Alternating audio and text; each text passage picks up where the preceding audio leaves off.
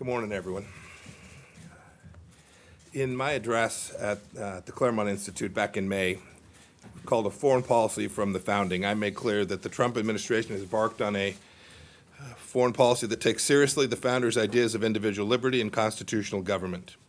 Those principles have long played a prominent role in our country's foreign policy, and rightly so.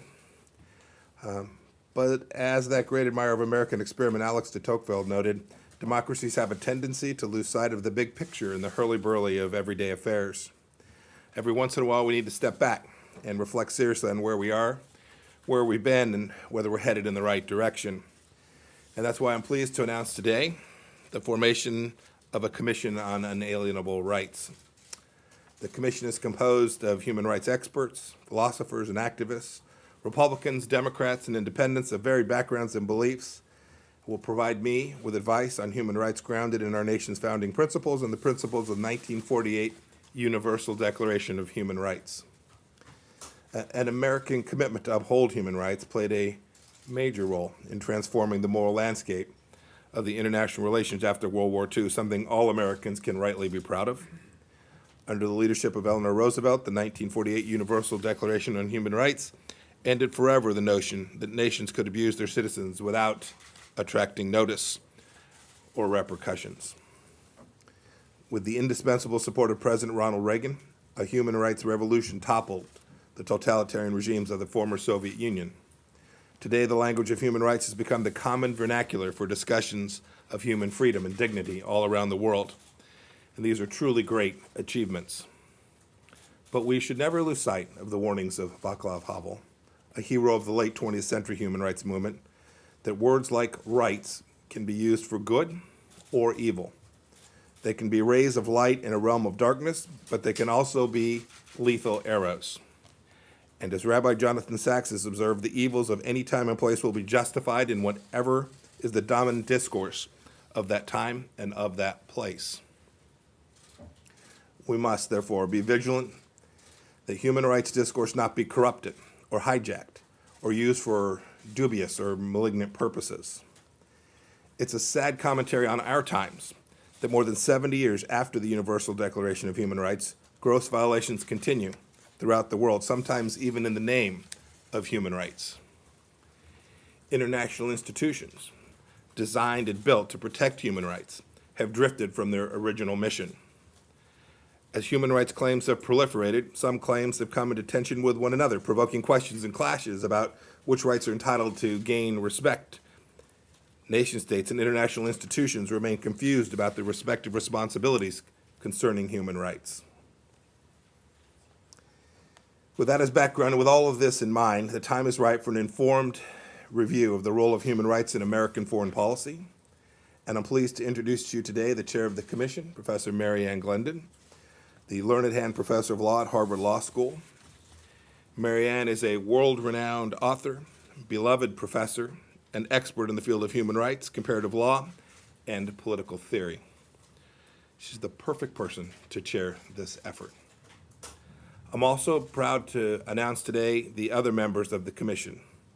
They include Russell Berman, Peter Berkowitz, Paolo Carrozza, Hamza Yusuf Hansen, Jacqueline Rivers Meyer Slovacek, Katrina Lantos Sweat, Christopher Tolleson, and David Sichen Pan.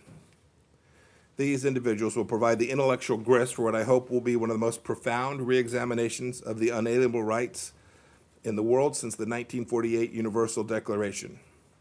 Our own Chiron Skinner will serve as the head of the executive secretary of the committee, and Cartwright Weiland will serve as his rapporteur. I hope that the commission will revisit the most basic of questions. What does it mean to say or claim that something is in fact a human right? How do we know, or how do we determine whether that claim that this or that is a human right? Is it true, and therefore ought it to be honored? How can there be human rights?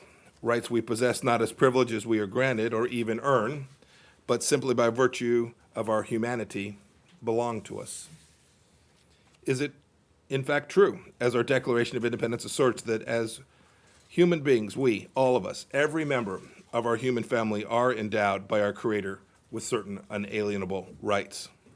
Each of these is an important question, and the mission of the Commission is to provide advice on them and others, not as purely abstract academic matters, but in a manner deeply informed by the timeless truths embedded in the American founding with a view to guiding our nation's foreign policy. Or to put it another way, the Commission's charge is to point the way toward that more perfect fidelity to our nation's founding principles to which President Lincoln called us at Gettysburg, and to which Dr. King called us while standing in front of the Lincoln Memorial on the Mall in Washington, D.C., not so very far from where we are here today. Thank you. With that, I'd like to introduce Professor Mary Ann Glendon to say a few words. On the alarm, Mr. Secretary. Mr. Secretary, I'm deeply grateful for the honor of chairing this new commission, and I want to thank you especially for giving a priority to human rights at this moment when basic human rights are being misunderstood by many, manipulated by many, and ignored by the world's worst human rights violators. At the same time, I understand that the mission that you have set us is a challenging one.